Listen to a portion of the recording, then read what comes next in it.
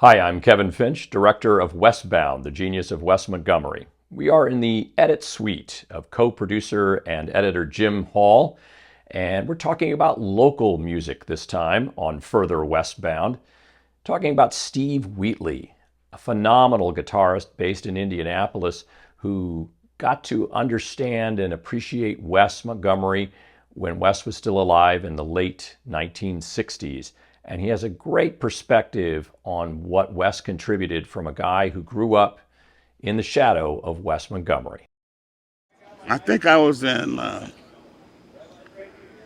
freshman in high school, somewhere around there, and I had been listening to Kenny Burrell a lot. Yeah. And then I said, well, I'm gonna stretch out and listen to this Moving West album and another one I bought. I didn't get to the Riverside stuff yet. Right, right. And I said, wow, the block chords are beautiful. This is elegant. This is like nothing else. And so I used to listen to it like I come home from school, do my homework, and listen to it, and listen to it, and listen to it, and listen to it. That way. Yeah. Wow. Now, And what do you think? I mean, I was thinking, this is a smart cat. I don't know what they said about was not musically educated. He was musically educated. yeah. He just wasn't musically educated by anybody else. He knew what the hell he was doing. I mean, to play those rapid block chords. Yeah. I mean, things like trying to think of the name of it. There was, especially on the Moving West album, and then the Tequila album. Then, Yeah. then I got into. I was working with a drummer in Lafayette, and he brought me the Riverside collection. Yeah, I was a teenager, Mm-hmm. and I was there to play. I wasn't there for all the other stuff. I was there to play, and Right. people there took good care of me.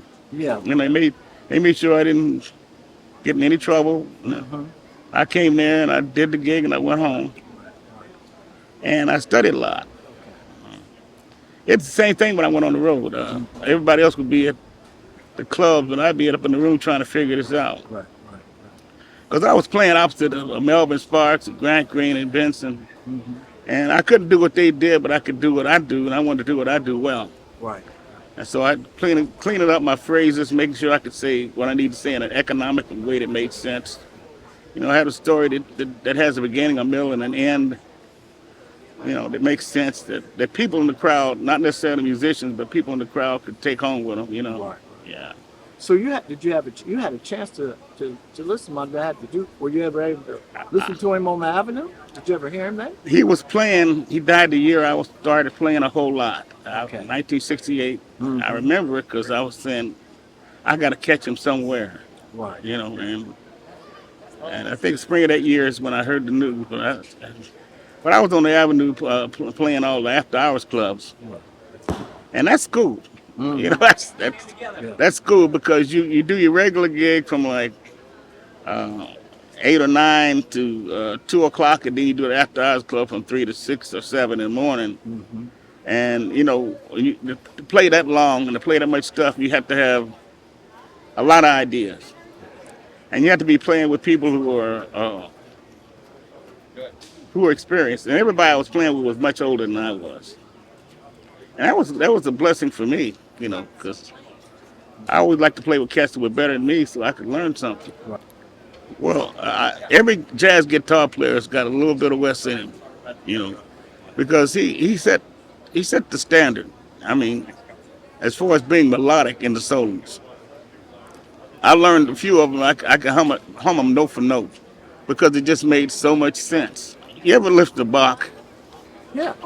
Well, when you listen to Bach, a Brandenburg Concerto number 4 and 5, it's a thing called variation of a theme. Mm-hmm. It'll go, it'll change one note in the passage, and it'll make it. It'll sing to you. Yeah. It just, oh, Mm-hmm. okay, I can understand why you did that. That makes sense. Right. Then every now and then on the record, you can hear him chuckle. Mm-hmm. Yeah. You did, Chuck. Uh, The variations on a theme, and it was really elegant. That's the thing that got me, because I listened to Tal Farlow and Kenny Burrell and uh, a lot of guitar players, but he stood out. There's nobody else, you know. Grant was great, but he just wasn't as elegant. That's the only word I could think that would, Yeah, and, even if he just played by himself, you know. Now, if you play it by yourself and it sounds good, you're doing it right. When you approach a jazz tune, everybody else has done it. You can't do the same thing, so you have to make it your own.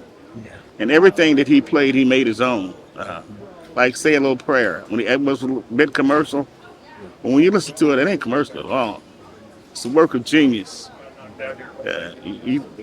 It's just, let me use that word again, elegant. You know, That's what tasty. when they say there was a sellout. No, no, he got more popular then than he did with the Riverside stuff. All of it was brilliant. Yeah. It's just like having 31 flavors of ice cream. You pick what you like. There's something there for you. Yeah. Yeah. I still listen to it.